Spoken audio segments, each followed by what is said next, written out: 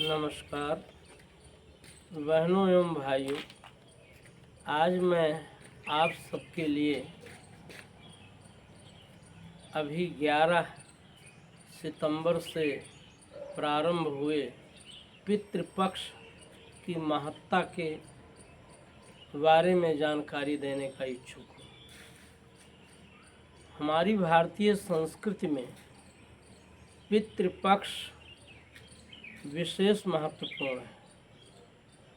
पितृपक्ष को जब तक लोग अपने स्वाभाविक जीवन के साथ समझने का प्रयत्न नहीं करते तब तक वे इसको अपने अंतर से स्वीकार न करके केवल बलात् अपने ऊपर थोपी गई व्यवस्था के रूप में देखने के अभिलाषी हो जाते हैं और अभ्यासी हो जाते हैं।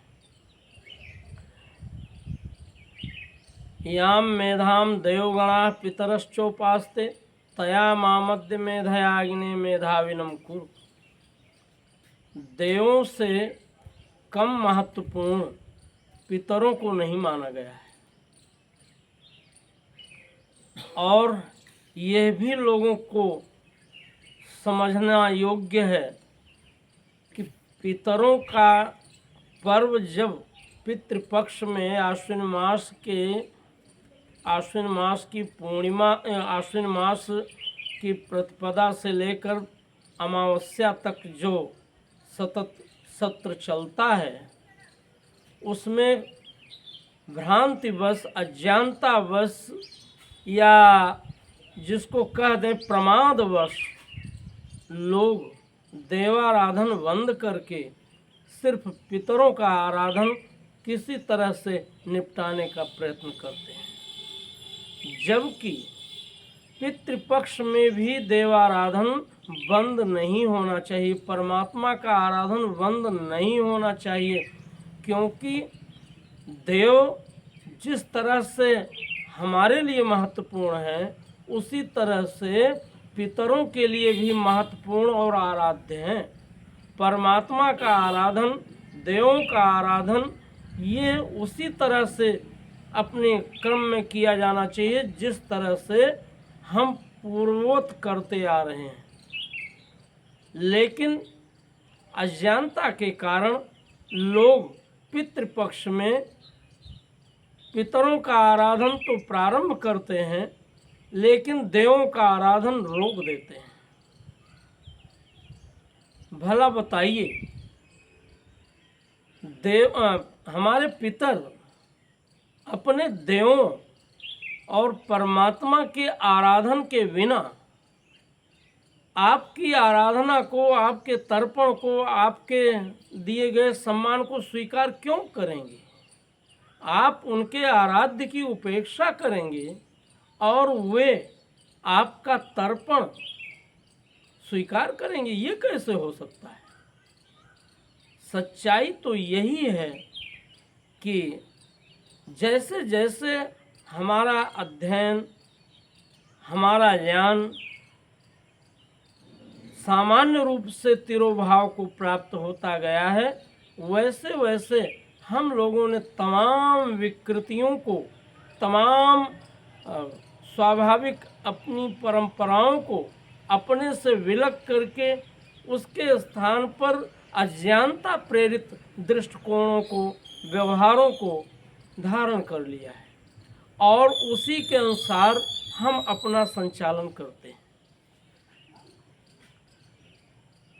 विचारणीय विषय ये है कि समाज में पीढ़ी दर पीढ़ी जब कोई स्वाभाविक परंपरा चलनी शुरू होती है, ज्ञान से संबंधित परंपरा चलनी शुरू होती है, शास्त्र से संबंधित परंपरा चलनी शुरू होती है, तो पूर्वजों के अज्ञान के कारण उनके द्वारा जो अध्यारोपित दृष्टिकोण बलात् उसमें प्रविष्ट हो जाता है, वो हमारी स्वाभाविक परंपराओं के पालन में दोष उत्पन्न करने का कारण बनता है। आप सब यह स्वीकार करें कि हमारी नित्य आराधना में सिर्फ पितर जुड़ जाते हैं। जहाँ हम नित्य आराधना कर रहे होते हैं उसमें परमात्मा की आराधना और हमारे देव वस्तुतः परमात्मा के ही स्वरूप हैं। परमात्मा के परिकर में देवों का स्थान वस्तुतः परमात्मा के दायित्वों के निर्वहन के निमित्त है। परमात्मा अपने समस्त संपादन को देवों के माध्यम से ही तो संपन्न करता है। फिर इस स्थिति में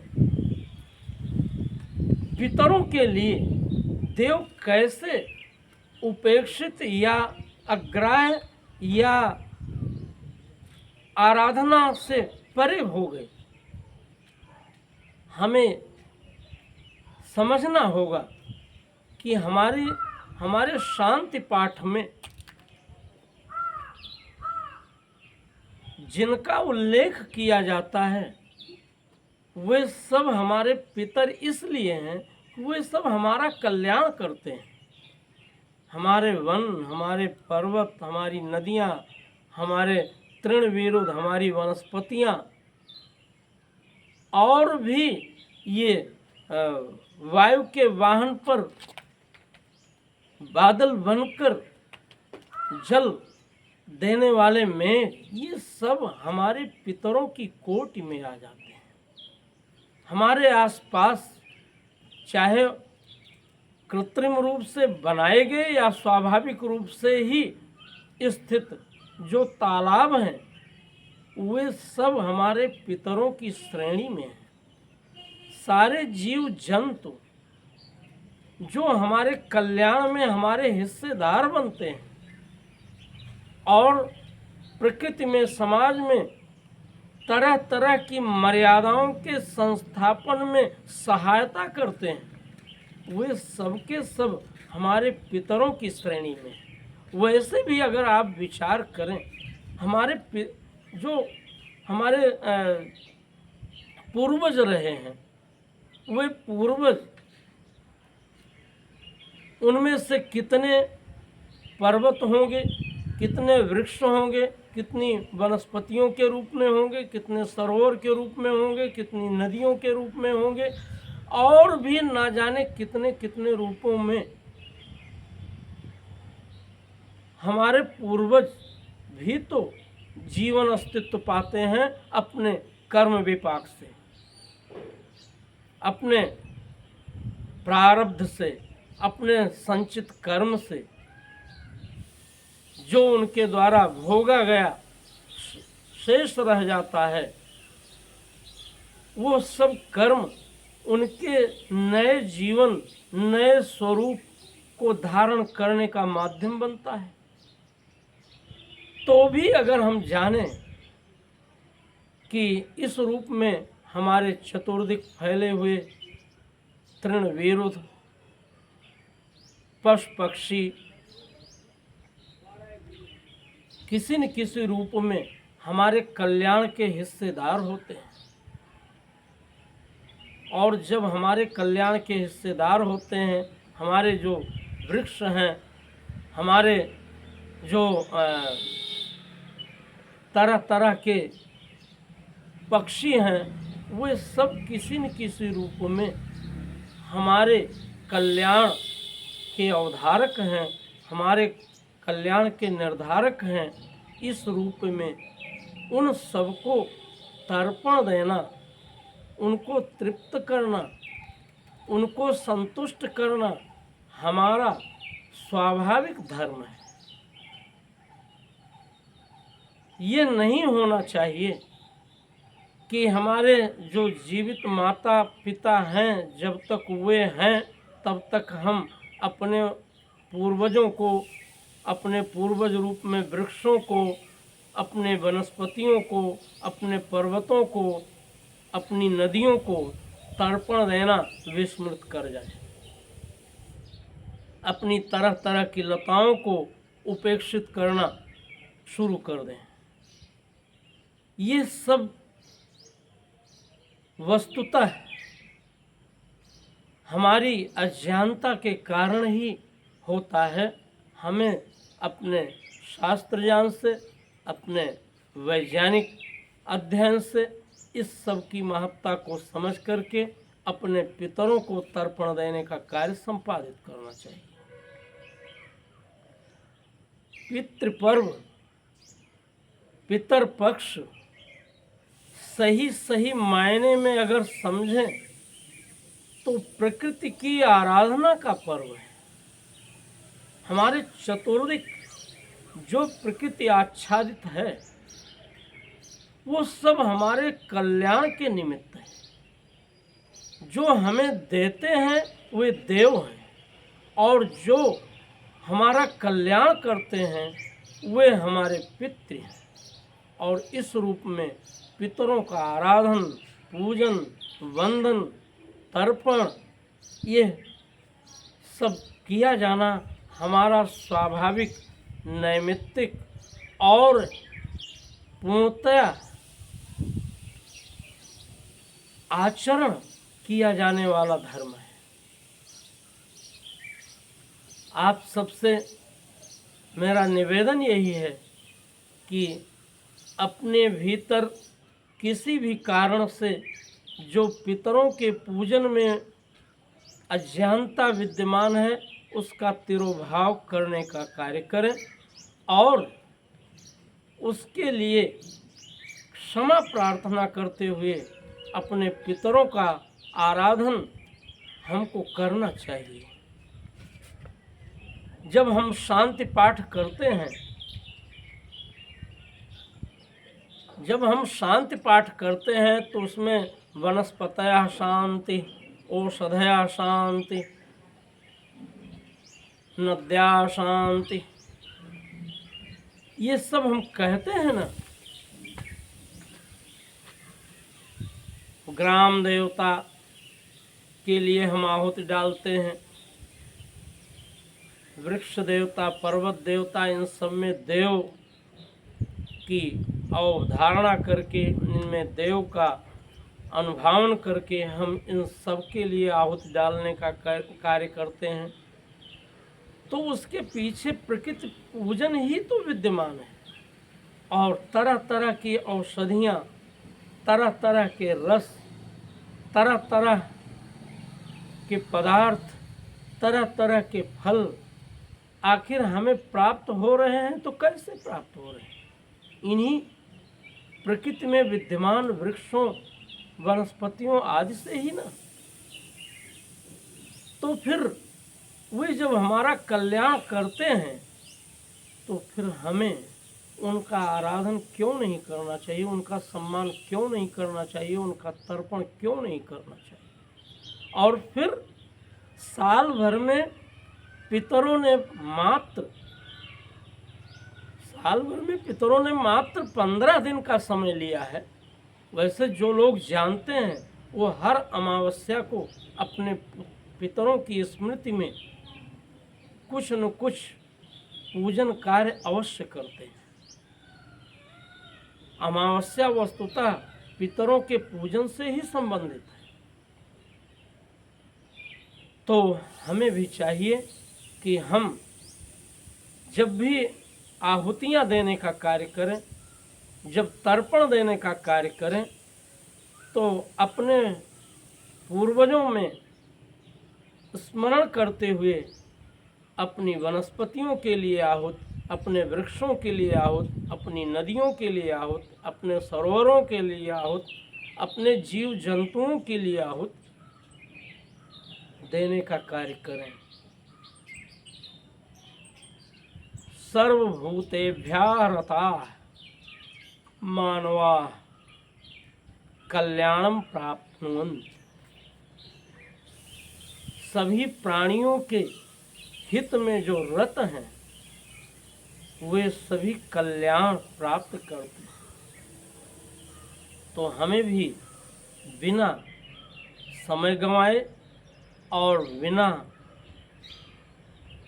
किसी अज्ञान प्रेरित तरीके को अपनाए अपने पितृपक्ष में अपने पितरों के सभी स्वरूपों को तर्पण देने का कार्य, आहुत देने का कार्य, पूजन करने का कार्य यथाविधि करना चाहिए। और अगर किसी को इस अवधारणा में संदेह हो तो वे उसका निराकरण शास्त्र अध्ययन से, विज्ञानों के अध्ययन से, विज्ञों के संपर्क से उसको निवारित करने का कार्य करें।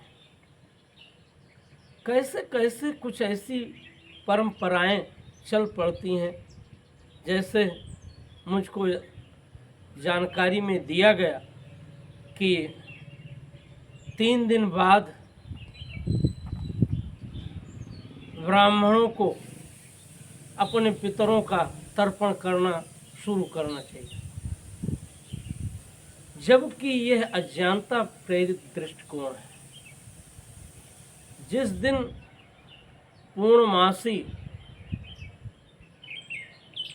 होती है भादों की, उसी दिन से पितरों का पूजन तर्पण यथाविधि प्रारंभ करना हमारा स्वाभाविक धर्म होना चाहिए। अपने प्रकृति का संरक्षण करना इस पितृ पर्व से ही द्योतित होता है। हम सामान्यतः जो अनपेक्षित झाड़ियाँ, पौधे हमारे किसी कार्य में विशेष बाधक सिद्ध हो रहे हों, उनकी काट छांट कर दें, लेकिन उनका विनाश न करें, उनका सर्वनाश न करें, उनको संरक्षण प्रदान करें, उनको बढ़ने के पूरे अवसर प्रदान करें। और इस पितृ पर्व में अगर हो सके तो अपने पूर्वजों के नाम पर वृक्षारोपण करने का कार्य करें, औषधियों के पौधों को लगाने का कार्य करें, और प्रकृति में जो संवारने का दृष्टिकोण है उसको सज्जा से, प्राकृतिक सज्जा से संवारने का कार्य करें। यही जो है हमारे कल्याण का उत्तम मार्ग है। और यदि हम इस उत्तम मार्ग को बिना किसी भेदभाव के, इसमें कोई ऐसा दृष्टिकोण नहीं है कि जो किसी जाति विशेष के लिए, वर्ग विशेष के लिए, समूह विशेष के लिए निर्धारित हो। सबके कल्याणक प्रकृति में जो भी विद्यमान स्वरूप हैं, चाहे जीव के रूप में, जंतु के रूप में, वनस्पतियों के रूप में, वृक्ष के रूप में, पर्वत के रूप में, नदियों के रूप में, वे सभी हमारे पितृ हैं, पक्षियां हैं, पशु हैं, वे सब हमारे संरक्षण और उचित नियोजन के अधिकारी हैं। उन सबको तृप्त करना, उन सबको संतुष्ट करना हमारा स्वाभाविक धर्म है। उसका परिपालन करने में किसी प्रकार का आलस्य न करें।